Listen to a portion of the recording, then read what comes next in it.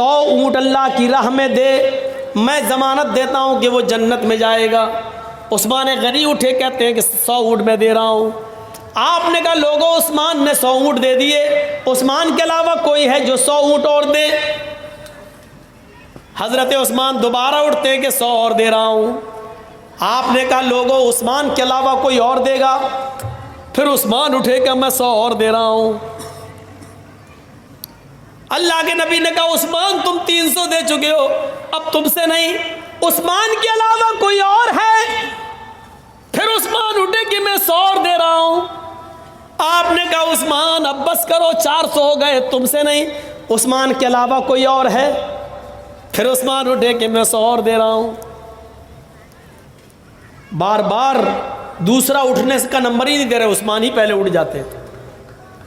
7 بار کہا، 7 بار عثمان نے دیا۔ اللہ کے نبی کو ہی چپ ہونا پڑا، یہ سوچ کر کہ آپ میں جتنا کہوں گا یہی اٹھیں گے، دوسرا کوئی اٹھے گا ہی نہیں۔ تو آپ نے فرمایا لوگوں 700 اونٹ دے کر عثمان نے آج اتنا بڑا نیک کام کیا ہے، اتنا بڑا نیک کام کیا ہے کہ اللہ نے ابھی جبریل کو بھیج کر فرمایا عثمان سے کہہ دو ما ضر عثمان ما ضر عثمان ما ضر عثمان ما عمل بعد اليوم قط۔ اے عثمان آج کے بعد اگر تو ایک بھی نماز نہ پڑھے گا، ایک بھی نیک کام نہیں کرے گا، پھر بھی اللہ تجھے جنت دے کر رہے گا۔ اتنا بڑا نیک کام، صدقہ و خیرات کا معاملہ دیکھ رہے ہیں، اسی سے تو جنت ملتی ہے۔ مسجد نبوی جب بن کر تیار ہوئی تو شاید آپ نہ جانتے ہو، میں آپ کو بتاؤں، مسجد نبوی بننے کے بعد 4 مہینے تک اندھیرے میں نماز ہوئی۔ صحابہ کے پاس اتنا تیل نہیں تھا کہ وہ چراغ جلا سکیں، مغرب کی، عشاء کی اور فجر کی نماز بھی اندھیرے میں پڑھی جاتی تھی۔ 4 مہینے تک اس میں چراغ نہیں جلا۔ ایک دن اللہ کے نبی عشاء کی نماز پڑھانے کے لیے جب مسجد نبوی میں گئے تو کیا دیکھتے ہیں، روشنی آ رہی ہے، چراغ جل رہا ہے۔ آپ جب مسجد کے اندر گئے تو سارے صحابہ صف لگائے بیٹھے ہیں، چراغ کی روشنی میں صحابہ کے چہرے دکھ رہے ہیں۔ آپ نے پوچھا کس نے چراغ جلایا؟ حضرت تمیم داری اٹھتے ہیں، کہتے ہیں انا یا رسول اللہ، میں نے۔